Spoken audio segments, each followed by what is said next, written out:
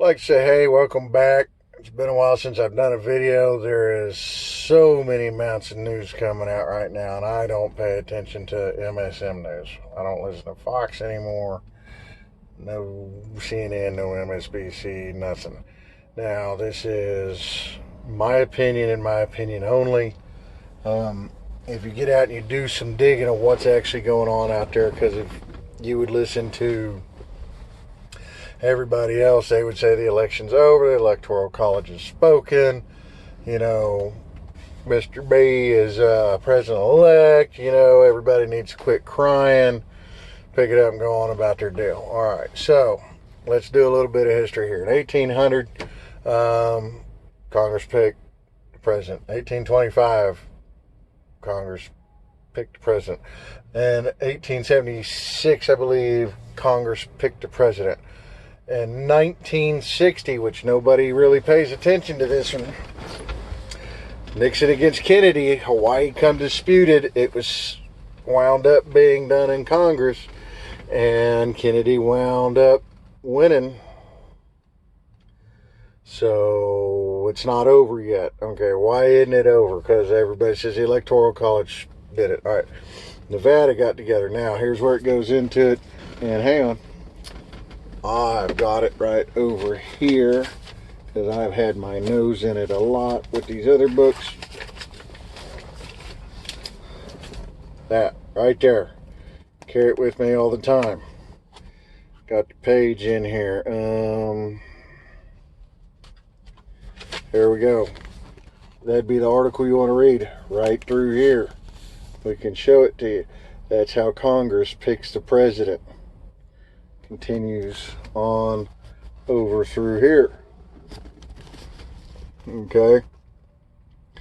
Goes on up through there. Basically what it says is there's a contested in Congress. Okay, the Electoral College can be tested by a congresswoman. It has to be signed on to by a senator. This is why Mitch McConnell's going, oh, no. Senate, don't get involved. It's a joint session of Congress. Vice President Mike Pence is the president of the Senate.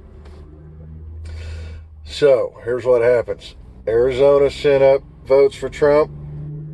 Georgia sent up votes for Trump. Pennsylvania sent votes for Trump. And I got it written down in here. Wisconsin. See, notes. They met at the Capitol to send electoral votes up for Trump. Michigan, state police blocked them from getting into the Capitol to stop them from sending vote to Trump's. That's 5 states. Okay?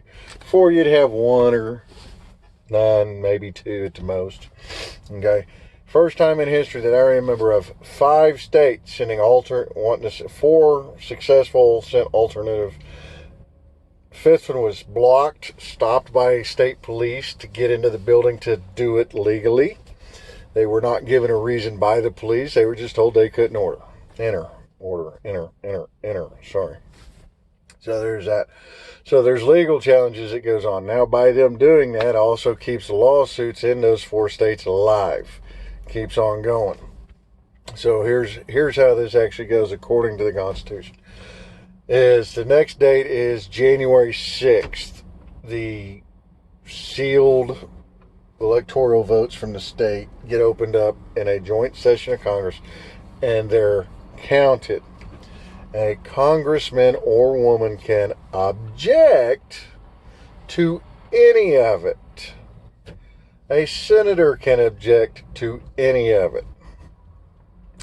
It takes a congressman and a senator, and that stops it right there and sends it into a different part to where the House of Representatives would then go into a 2-hour closed session and vote for the president.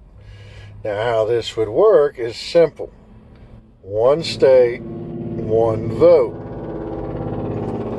Right now we have roughly 30 states in Republican control, so they would have to vote Republican. You have 20 states in Democratic control, they would have to vote Democratic.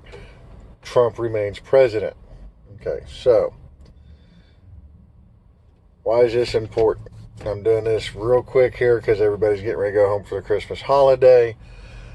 But the reason I bring this up is remember the Texas lawsuit that was struck down due to the Supreme Court because it did not have standing. Okay. They said the Texas lawsuit against the 4 states of Michigan, Wisconsin, Pennsylvania, and Georgia said real simple. Under equal protection of the law, Texas voters were disenfranchised because these 4 states did not follow their state constitution and their state law. Therefore, it affected our voters. 22 states involved with that, 120 congressmen signed on to it. President Trump's campaign signed on to it. So here's what people need to do. They need to get a hold of congressmen. They need to say, hey, you signed on to this, so evidently you believe there's wrong with the count. You need to go up there and object to it when it comes down to it, and y'all need to get this shit straightened out because we believe Trump actually won the election. So, in short, everybody that listens to this and enjoys stuff like this, it's not that hard to make a phone call to your congressman. It's not that hard to make a phone call to your senator. Send an email. It's got to get done. Okay? January 6th is that important date? Yes. What's going to happen on this thing gets overturned? Goes on. Very important people do this because if you haven't been paying attention to Mr. B's cabinet picks, they are utterly scary. Scary. Just for an example, Surgeon General pick would be Health and Human Services pick secretary, HHS, not Homeland Security, but Health and Human Services secretary. He's nominated Azar, which is California's Surgeon General, the head doctor out there. Okay, the sad part is this guy he don't even have a CNA license. Can't even legally put a Band-Aid on you.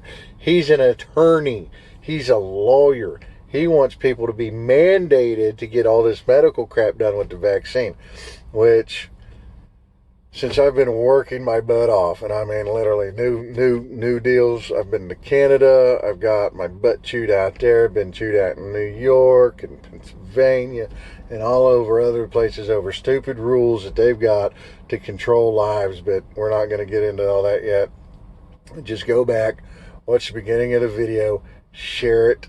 Please like it. Subscribe if you're not subscribed. Please, if you think that there's a oops in this deal and we need to set it wrong, everybody needs to get a hold of their congressman and their senator on the fact of the Constitution, Article 2, which means that they can sit there and say, hey, we believe there's enough fraud in here that this was not right, and go that way. And trust me, it gets done that way. There will be investigations, and all this will come out to fruition. If people don't do it, and they put Mr. B in, I'm telling you, this country will never be the same. Everybody thought Obama was bad. Obama don't hold a candlestick to what's about ready to break open. Again, stay vigilant. Love y'all. Peace out. Like, subscribe, and share.